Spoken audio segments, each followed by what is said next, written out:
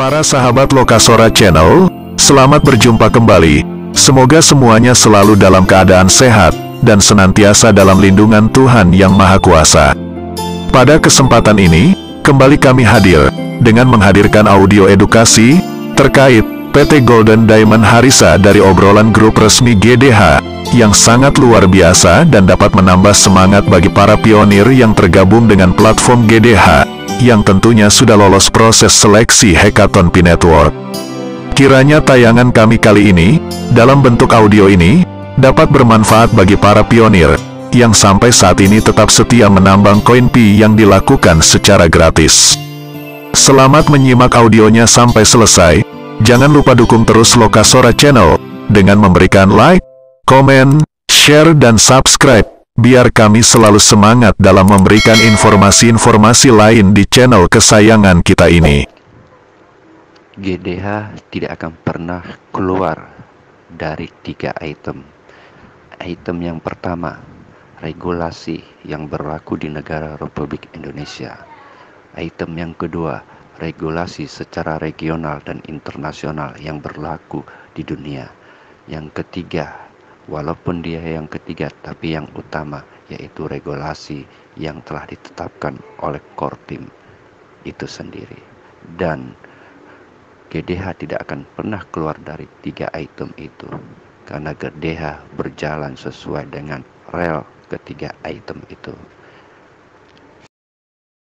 Baru BMW seri berapa itu, seri 300 dan Land Cruiser lainnya kan biasa aja harganya mengenai itu, mengenai nanti ya. Kan ini kan baru di ini ya, artinya tabel ya, tabel itu gambar baru berapa gambar yang dimunculkan oleh Pak Safari di situ ya, dengan tentunya nanti kan namanya sebuah perusahaan itu pasti mobil, makanya bukan hanya lokal saja, artinya yang sebatas hanya Alphard saja, tapi di kelas Alphard, di kelas Limotion ataupun apa itu pasti ada. Tergantung nanti Bapak tinggal cari mobil yang paling mewah itu, share, oh saya mau pesen ini, kan gitu. Jadi bukan hanya sebatas pajangan, tapi memang betul-betul karena tarafnya adalah bukan nasional tapi internasional.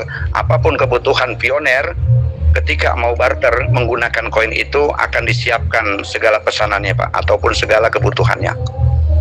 Biasa, terima kasih Pak. Silakan yang lain Pak. Saya nanti takut terlalu lama bicara, yang lain agak keberatan ya. Ayo, terima kasih banyak untuk nawan Pak. Itu yang ada di katalog.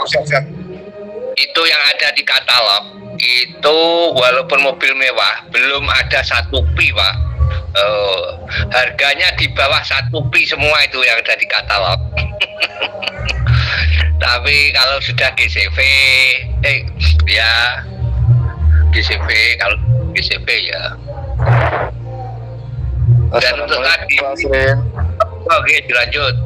Oke, jadi Pak Karman memang melihat medan yang kami di Kaltim gini kan, memang sangat support mobil-mobil begitu. Cuma nanti ya tadi kalau memang itu kenyataan ya kita sangat memerlukan sekali untuk ya aktivitas kalau kenyataan Pak, kenyataan makanya jujur di mana kita itu mengarah kepada satu perubahan yang mungkin tadinya belum pernah pegang atau pernah naik, apalagi naik pegang pun belum mobil-mobil itu. Mungkin suatu saat nanti ketika sudah open minded mandiri baik maupun open minded global, itu pasti akan terbukti, karena produk dari luar negeri dari mana saja itu pasti akan menawarkan barangnya kepada GDH gitu Pak. Terima kasih banyak. Wah ini mantap, memang sangat optimis dan harapan semua orang saya kira. Jadi kita hari ini mohon maaf Pak, saya pernah juga beli seperti itu, Fortuner lah waktu itu, tapi sampai pensiun saya nggak selesai bayar cicilannya ini Pak. Ya mudah-mudahan saja gini. Ya Pak Kadin, berdoa karena sungguh-sungguh kita amini. Indramayu masuk Pak Srin. Amin. Warsita Indramayu Pak ya. Ya Srin Indramayu, monitor dari tadi cukup menyenangkan Pak. Itu Pak nanya nanti kendaraannya untuk Indramayu ya, mungkin yang ada kan Fortuner seperti itu. Mungkin saya ngambilnya yang itu dulu. Itu apakah melalui yang ada di Indramayu, dealer-dealer Pak ditunjuk setelah kita perjanjian dengan gerai yang ada di Indramayu. Itu bagaimana Pak? Mohon petunjuk. Jadi gini, nanti di setiap gerai itu ada tabel karya dari mobil yang murah, dari second juga, ya, sampai yang baru dan yang termahal itu ada. Nanti Bapak pilih yang mana. Nah, kalau mobil itu pasti ya, kadang-kadang kan kita bisa kontak ke showroom atau dealernya, itu ada nggak gitu kan, apa inden kan gitu kan. Nah, di situ kan bisa pesan, mungkin dalam waktu dekat, misalnya Bapak hari Senin ini datang, kemudian secara langsung kami kontak ke showroom atau dealer yang sudah menjadi satu mitra. Oke, ini ada pesanan, misalnya katakanlah Fortuner, Pajero ataupun apa. Oke, barang ready. Oke, kalau ready langsung kami hubungi ke pusat untuk memberikan apa. Karena apa? Kami membayar ke ini, kalau memang showroomnya mau dibayar koin ya syukur, kalau enggak tetap dengan uang fiat Pak, dengan rupiah. Oke. Jadi tetap datangnya ke gerai itu melihat apa yang Bapak pesan. Nah, dari staf car atau divisi car itu akan menghubungi dealer ataupun showroom yang menjadi mitra atau showroom terdekat gitu Pak. Iya, berarti di gerai itu sudah ada showroom-showroom yang sudah diajak kerjasama Pak ya? Ya, karena kemarin sudah diinstruksikan, silakan para MA, para GM menghubungi showroom dan minta nomor handphonenya dikirim ke pusat, supaya dari pusat itu memberi rekomendasi dan diteruskan kami sebagai MA ataupun GM itu juga akan berhubungan. Kan dari pusat tinggal kontak saja. Nah, kalau sudah ada hubungan antar gerai di masing-masing daerah, sudah 1 kali, 2 kali, seterusnya sudah. Nanti kita tinggal pesan, Pak, ini siapkan, ini banyak, nanti di bulan 9 ada yang pesan Fortuner 30 unit. Nah, dealer itu akan siapkan. Jadi nggak inden lagi gitu Pak. Siap Pak Arvin, terima kasih banyak. Monggo Pak, lanjut. Oke, lanjut. Jadi begini Pak, apakah nanti pioner ini ada batasan, misalnya harus 2000 poin dulu baru boleh order mobil, atau apa yang menjadi persyarat nanti Pak untuk mengorder sebuah produk atau sebuah barang itu? Apakah harus ada sekian ratus dulu saldo apa sebagainya gitu? Ini mohon penjelasan dulu. Selama koin itu saldo kita mencukupi, ya kita harus maklum. Kok koin 1 mau beli yang harganya 3 koin, ya kan nggak mungkin gitu Pak ya. Jadi tidak ada batasan, harus ada 100 dulu atau berapa. Selama koin kita mampu untuk membeli atau untuk membarter, menukar barang tersebut, dipersilahkan. Nah, tadi di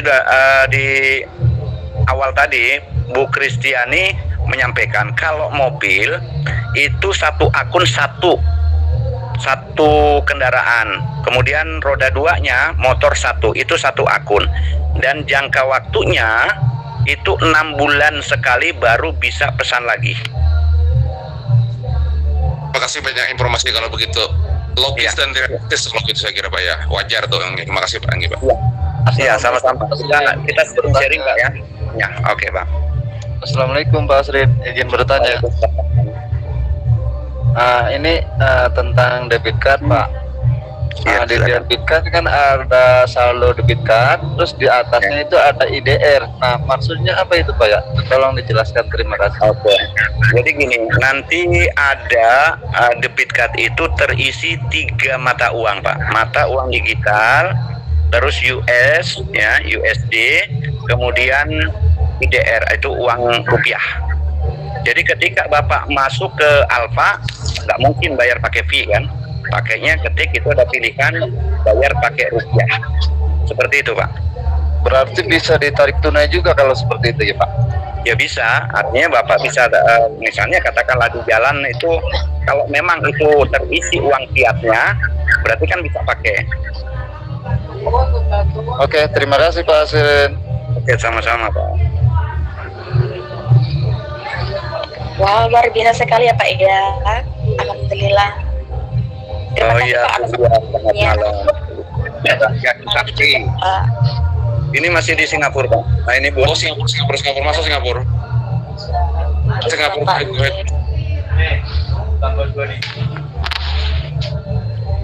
Apa kabar Singapura, Monggo? Alhamdulillah Bapak sehat selalu. Sering masuk dengan Bapak-bapak pertanyaan. Jadi banyak ide jadi mau bertanya.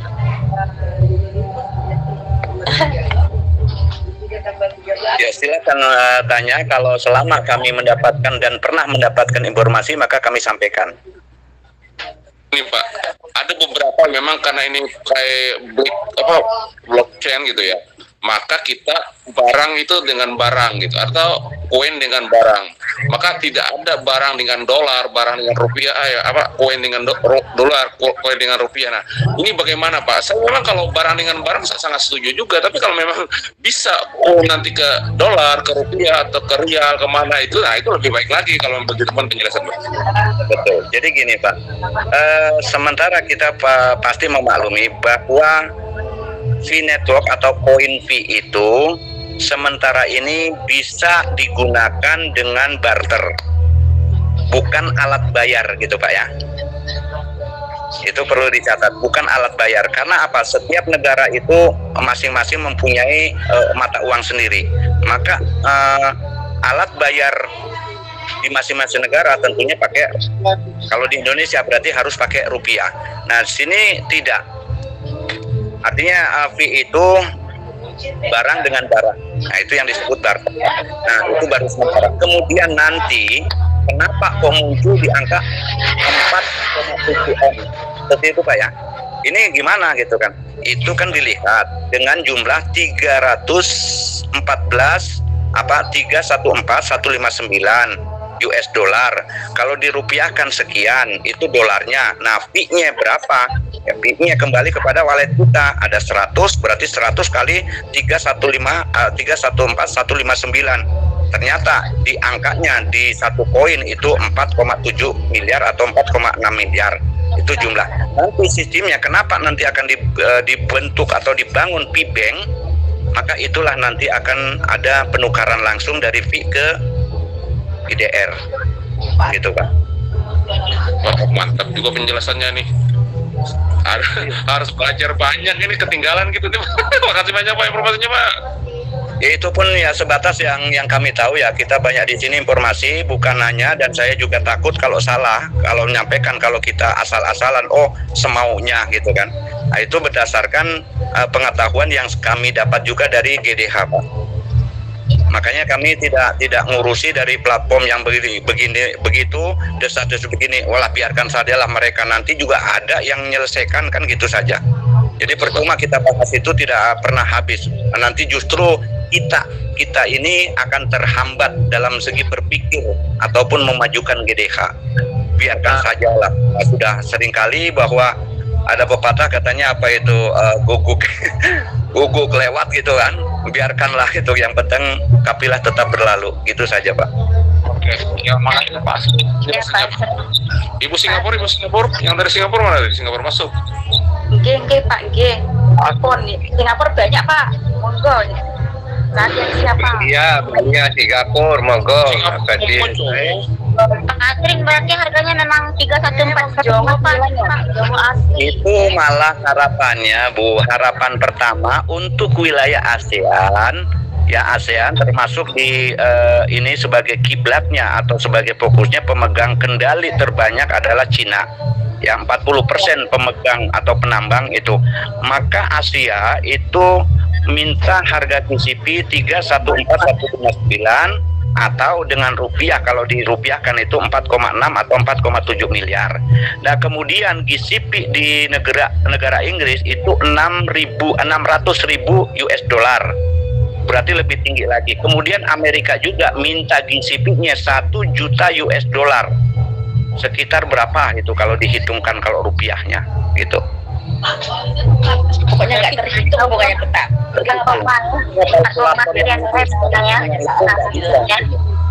Iya. Jadi ada bukti itu kan yang sudah muncul itu dari ASEAN itu lah, nggak apa-apa. Yang dipertandingkan atau yang diinikan mudah-mudahan itu GCP Amerika. Kalau kalah tidak disetujui, mungkin ada yang kedua Inggris atau Kanada 600.000 US dollar. Nah kemudian kalau itu juga kalah, oke lah yang terendah saja, kalkulator sudah nggak muat kalau buat hitung, ya kan? Kalau yang terendah itu 314, 159, itu ibu punya 100 koin, katakanlah minimnya, yang migrasi sudah nggak bisa ngitung berapa miliar itu, berapa triliun kan gitu. Mantap Pak Asrin. Alhamdulillah Bapak. Tadi pun ada bocoran ya Pak ya. Ini mau ada yang di Asia, buka GDH di Asia Tenggara tadi. Ya, jadi gini, di situ sudah jelas disampaikan bahwa GDH itu bukan hanya kelas nasional, tapi go internasional. Bahkan investor saja dari 5 negara itu akan memberikan atau membantu permodalan, tapi Radenato atau GDH pusat belum menerima, artinya belum membutuhkan.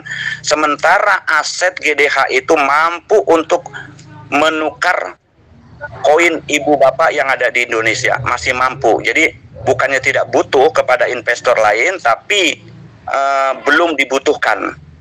Jadi di sini bisa menjadi satu bayangan berapa banyak sih uangnya GDH kan gitu. Jadi ini sebuah kekuatan kita sebagai GDH. Disitulah artinya kemarin sudah disampaikan, kalau saya belum butuh kok diojok-ojokin, katakanlah ini loh, ini saya punya uang ini sekian triliun, silakan pakai begitu. Sementara kita belum butuh, ya nanti dulu, tetap saya butuh nanti kalau memang kami kekurangan. Ternyata disampaikan oleh para petinggi GDH itu masih mampu, seandainya itu berapa juta koin Pi Indonesia itu ditukarkan ke GDH, itu masih mampu tanpa harus bantuan dari negara lain gitu Bu. Pak Asrin. Luar biasa Bapak. GDH luar biasa, mantap. Udah ada Pak Agung, monggo Pak Agung yang jadi host. Aduh, saya nyimak aja Pak, nanti nyimak aja nih. Biasa Pak Karman, itu biasa Pak Agung itu suka ngalah itu, padahal itu mungkin ini Pak Asrin ini berani-beraninya itu. Tapi Pak Agung itu suka ngalah gitu Pak.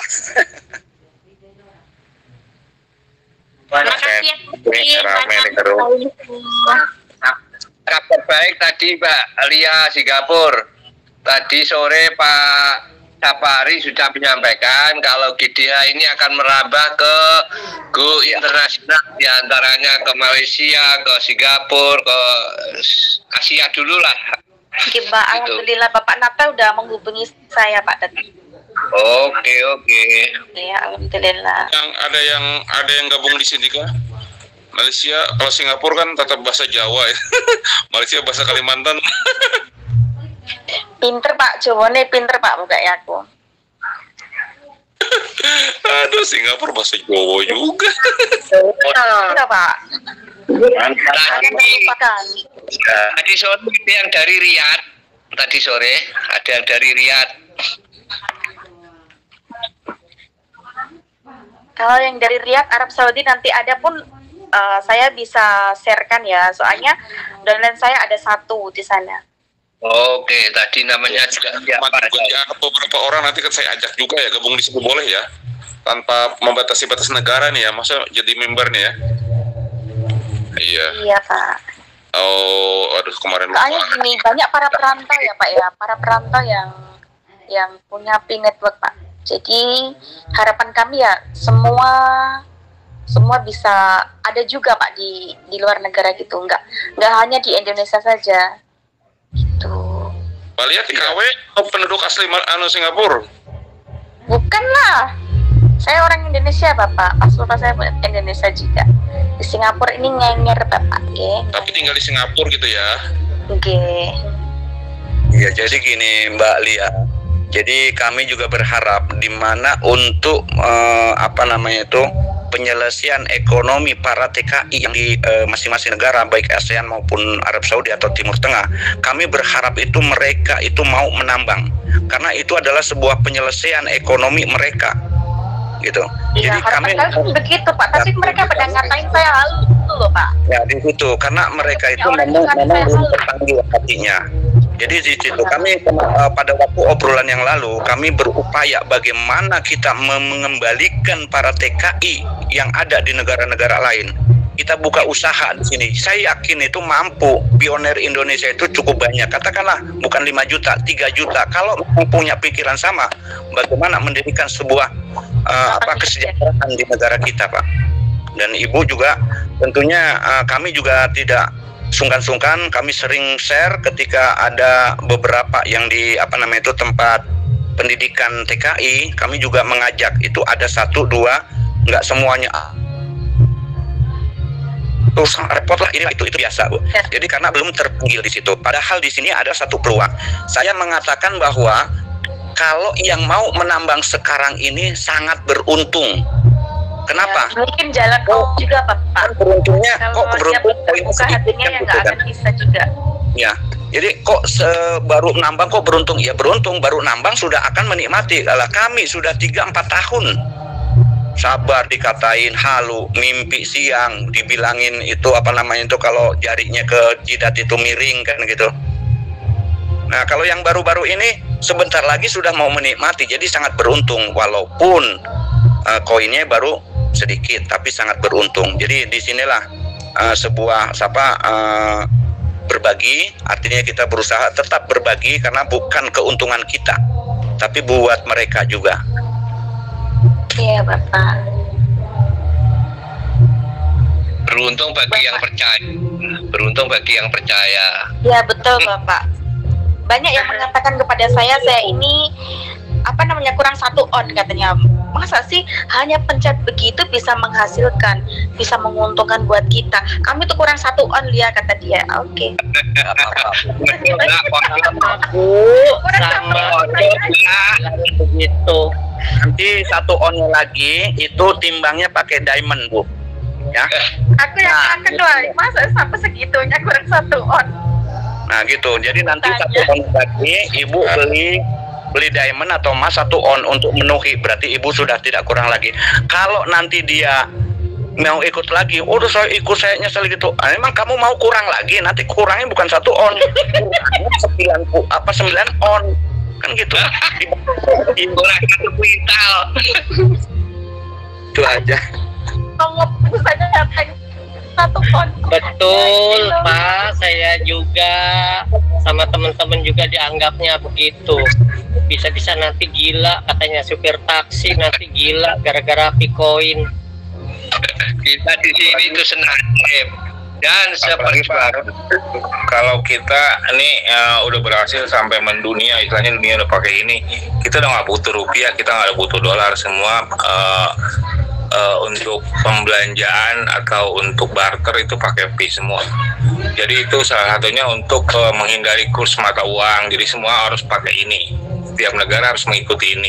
Kalau ini berhasil sampai mendunia atau ekosistem terbentuk di setiap negara, semua akan pakai ini. Nah yang beruntung buat kita yang nambang. Kalau yang nggak nambang mungkin nanti akan ditutup untuk penambangan. Yang nggak nambang itu dia akan dapat dari misalnya gaji kerja mereka, terus orang-orang yang elit global bisa mendapatkan koin fee dengan menciptakan platform, dan kita hanya di rumah hanya nambang bisa dapat koin. Jadi kita sangat beruntung kalau ikut ini. Kalau ini sampai berhasil mendunia, seluruh dunia pakai ini, kan tujuan satu untuk menghilangkan kurs mata uang. Sekarang kan gini, rupiah ke dolar 15.000 misalnya. Kalau nanti kan nggak ada begitu, semua pakai koin Pi. Jadi misalnya udah semua ekosistem pakai ini, kita belanja sayuran aja di pasar tradisional pakai koin Pi. Ini tujuannya jadi mata uang, nanti jadi mata uang digital untuk koin Pi ini. Jadi kita nggak pakai fiat atau rupiah atau dolar atau euro, itu nggak kepake nanti, yang dipakai koin ini. Jadi buat kita yang penambang itu sangat-sangat beruntung gitu. Jadi kita akan jadi keren gitu. Kita butuh pencerahan dari Mas Agung nih, kan Mas Agung tinggal di Jakarta, tentu banyak informasi yang update terbaru tentang moneter, tentang fiskal gitu kan. Nah kami di daerah ini kayak saya di Kaltim ini jauh tertinggal. Ya Mas Agung, jangan harus sering-sering ya bicara di grup ya, maksudnya kita dapat pencerahan terkait dengan kebijakan moneter dan ini seperti ini ya. Mohon arahannya Mas Agung. Makasih Mas Agung. saya emang sering nongkrong di sini Pak, tahu informasi juga dari sini, dari Pak Safari, dari yang senior saya juga. Emang saya nongkrongnya di sini, selalu ada Pak di sini. Jadi saya senang sih saya lebih senang edukasi tentang GDH Pak, soalnya ini wilayahnya GDH gitu. Tapi kadang-kadang kita bahas tentang P-Network juga, kayak hari malam Minggu kita bahas stellar konsensus protokol. Jadi sistemnya P-Network gimana gitu, kenapa cerita blockchain, kenapa harus ada ekosistem gitu. P-Network ini harus punya ekosistem. Jadi gini, kenapa belum open minded? Open minded itu terjadi kalau ekosistem terbentuk. Salah satu contoh, saya ngambil contoh gampang. Kita mau miara harimau di satu hutan. Sebelum harimau-nya dimasukkan, kita bentuk ekosistemnya dulu, makanannya, tempat tinggalnya, perkembangbiakannya seperti apa, baru udah terbentuk ekosistem hutan, macannya akan dimasukkan ke hutan biar mereka bisa berkembang biak dengan baik. Sama dengan pipi itu seperti macannya gitu. Kenapa belum open minded? Karena macan ekosistem terbentuk dulu tiap negara, jadi kita butuh apapun ya, termasuk dengan nanti misalnya travel, misalnya kita butuh bensin, butuh apa, itu pakai koin fiat nggak kepake nanti, uang fiat seperti rupiah, dolar dan euro nggak kepake, karena tujuannya Nicholas Kokalis itu jadi menciptakan kesejahteraan dengan koin makanya nilainya harus tinggi, harus stabil. Jadi pembentukan koin itu Nicholas mau bikin koin yang stable. Syaratnya stable koin itu nilai dasar awal itu harus tinggi. Nah, makanya dipakai yang paling yang untuk dasar, misalnya GCP Cina atau GCP-nya Euro, dan dia nggak turun, dia akan bertahan sampai 100 tahun. Kan, makanya nilainya harus tinggi di awal. Kalau kayaknya langsung tenggelam, karena dia nggak pengaruh ke pasar, ke supply dan demand. Dia punya ekosistem sendiri yang bisa menghidupi dia. Kalau pengaruh ke pasar kan tergantung permintaan dan persediaan. Tapi ekosistem koin dapat makan dari situ gitu istilahnya. Jadi siapapun yang megang koin, siapapun yang nambang koin bisa dipakai di mana aja. Di segala bidang, di pabrik nanti pakai koin semua pakai koin. Kalau itu terbentuk, yang beruntung yang nambang. Kalau elit global hanya bikin platform, orang-orang kaya hanya bikin platform untuk mendapatkan koin hanya bikin platform untuk kita bisa berbelanja atau barter di situ, itu aja. Nah, yang untung kita nih, walaupun nanti open mind terjadi, kita masih terus nambang walaupun dengan nilai yang kecil, terus nambang itu. Jadi kayak hidup kita itu nanti koin atau klik petir itu jadi kayak hidup kita gitu. Jadi kita nggak bakal kehilangan koin Cara mendapatkannya dengan nambang. Kalau mereka yang nggak nambang, cara bekerja keras di pabrik, pabrik menggaji dengan koin punya wallet sendiri seperti itu.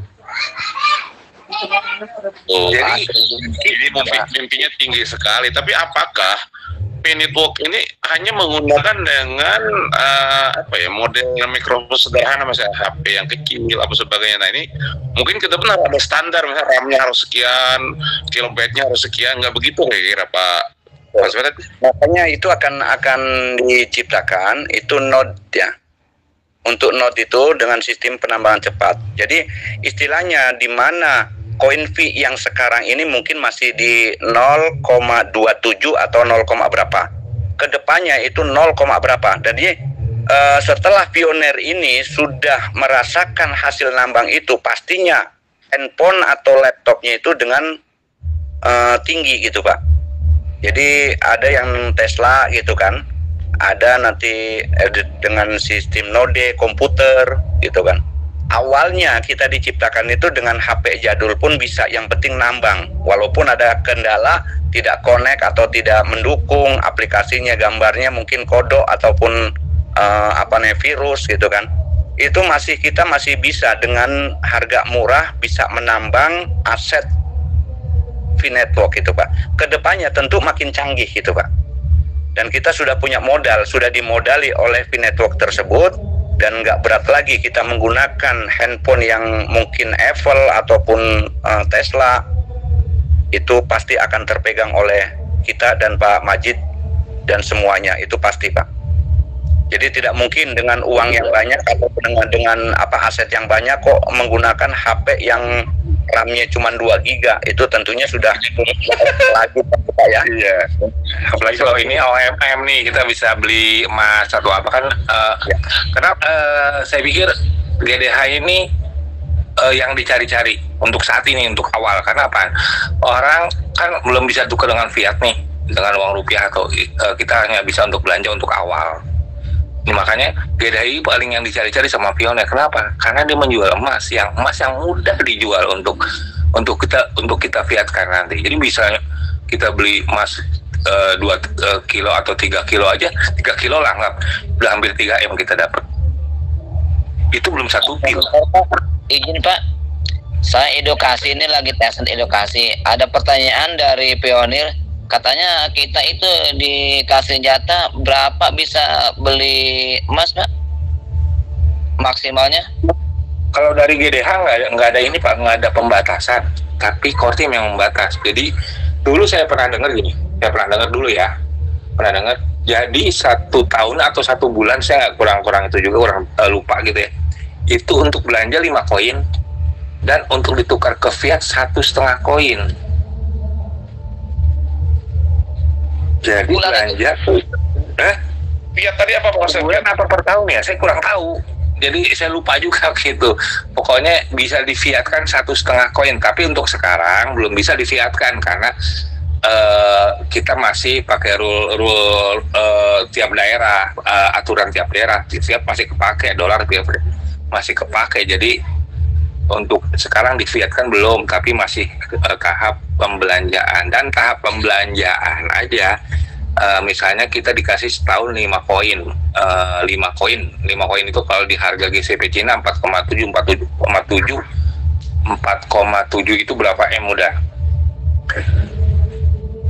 Nah, kemarin kan saya kopi sedikit lah, jadi edukasi tesnya ke Pioneer. Pas ada pertanyaan itu, saya PR ya, besok saya akan naik obrolan, saya bertanya gitu Pak tentang jadi itu yang kalau GDH ada pembatasan Pak. Jadi kalau kata foundernya Pak Nato, GDH nggak membatasi Pioneer untuk belanja berapa koin, itu terserah mau dihabisin sekalian juga nggak masalah gitu. GDH masih sanggup katanya, cuma yang membatasi Kortim. Jadi aturan Kortim berapa nih? 1 bulan atau 1 tahunnya berapa nih pembatasan? Kalau misalnya udah 1 tahun 5 koin, 5 koin kali 4 aja 20, hampir 20-an lebih M Pak. Atau kita habis itu setahun koin segitu. Saya mimpi juga belum bisa ngabisin itu Pak, mimpi juga. Iya. Ya, jadi di koinnya udah gede banget. Itu kan kenapa pembatasan? Karena kita nggak jor-joran untuk koin, nggak jor-joran. Orang kata Cheng Dio kan gini, kita punya 10 koin aja bisa hidup sampai tua, bisa hidup mewah sampai tua, punya 10 koin. Dan kita punya 100 koin bisa buat 7 turunan. Kata itu kata Cheng Dio kan, istrinya Nicholas Kokalis. Ya saya Pak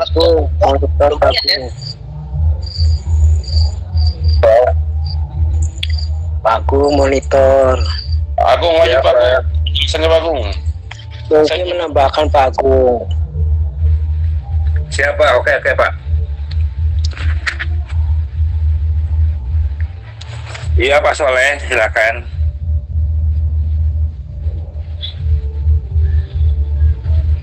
Jadi kalau boleh,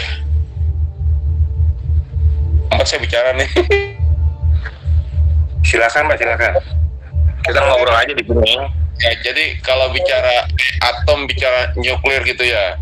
Jadi hanya beberapa gram aja kita bisa menjalankan sebuah kayak kapal nuklir tuh yang hanya beberapa gram saja bisa sekian mil jalan, sekian puluh jam, sekian tahun jalannya gitu kan. Nah demikian juga Bitcoin ini nanti hanya beberapa poin saja kita bisa hidup untuk bahkan untuk bisa keliling dunia dengan pesawat yang eksklusif. Katakanlah saya tuh kalau nanti bisa cair tuh ingin betul naik namanya Emirat itu keliling dunia. Aduh, makasih Pak Agung, mohon penjelasan Pak Agung. Ya, Monitor Pak Agung. Ya, jangan lupa ke Mekah Madinah juga Bapak. Iya Pak Soleh. Iya, di samping menambahkan Soleh Pak, di samping dari ada pembatasan dari Kortim, dari Indonesia juga pasti pemerintah Indonesia ada regulasinya Pak, pembatasannya itu pasti kayaknya Pak. Mungkin seperti itu. Jadi pembatasan dua. Jadi yang saya mau jelaskan, pembatasan dari Kortim dan pemerintah. Intinya GDH nggak kasih pembatasan gitu. Jadi kita bisa jor-joran kalau menurut GDH, tapi kalau menurut Kortim dan pemerintah, jadi GDH ngikut aturan yang berlaku gitu. Jadi nggak mau melanggar aturan yang berlaku. Udah itu aja. Jadi tadi yang disampaikan Pak Soleh, yang disampaikan Pak Agung itu memang GDH tidak membatasi atau tidak menekan harus sekian, tidak. Artinya jelas Kortim yang akan menentukan pembatasan itu. Kemudian kita di Indonesia itu juga mengikuti regulasi pemerintah, gitu. Kecuali kita sebagai pioner. Kemudian setelah open minded atau bisa dicairkan fee-nya itu, kita mau membuat perusahaan, ya kan? Perusahaan untuk membangun perusahaan untuk menampung tenaga kerja. Nah itu kan perlu dana besar, maka berapa yang harus kita tukarkan, kita piatkan fee tersebut, itu pasti ada aturannya Pak. Jadi istilahnya untuk kebutuhan hidup tadi itu baik saja kalau dengan nilai GCP mungkin dalam kurun berapa sampai kita mungkin sudah dipanggil itu belum habis kalau hanya untuk kebutuhan hidup. Kalau punya program lain ingin membuka lapangan kerja, membuat sebuah atau membangun sebuah perusahaan tentunya dengan biaya yang besar mungkin sampai 50 atau sampai 100 miliar kan koin kita itu juga dengan perhitungan ataupun dengan aturan diperuntukkan untuk apa kok sampai pencairan ini kan gitu sebesar itu. Jadi itulah yang disebut itu tidak ada pembatasan tapi melihat kebutuhan Pak. So, istilahnya kita kan punya, kita pemegang aset, pemilik aset mau dihabiskan terserah itu resiko sendiri, artinya terserah sendiri kan gitu kan. Nah kalau kita hitung-hitungannya dengan nilai GCP 314 159 dengan nilai itu untuk apa kita malah bingung, nanti kita tidur pakai uang, bantal pakai uang, rumahnya juga genteng nanti pakai uang, itu pun masih ada lagi kan gitu Pak, masih belum habis-habis. Pentingnya pakai emas begitu Pak, jangan pakai uang. Ya kalau kita tukarkan. Jadi seperti itu Pak ya. Tadi betul itu yang disampaikan Pak Agung, memang GDH tidak membatasi. Bapak mau belanja itu yang ada di gerai GDH di masing daerah itu mau diborong Bapak semua, itu silakan. Siap mau menampung, tapi ada aturan karena kita hidup di negara Indonesia, pasti punya aturan negara atau yang disebut regulasi pemerintah, gitu Pak. Betul itu Pak Sirin. Di Margasari ya? Siap. Dari Prupuk ya Pak Soleh ya? Siap Prupuk. Boleh nanti datang ke kantor Brebes, ke Tegal, ke Mbak Gita atau ke Kota Tegal. Bisa kunjungi Pak. Siap.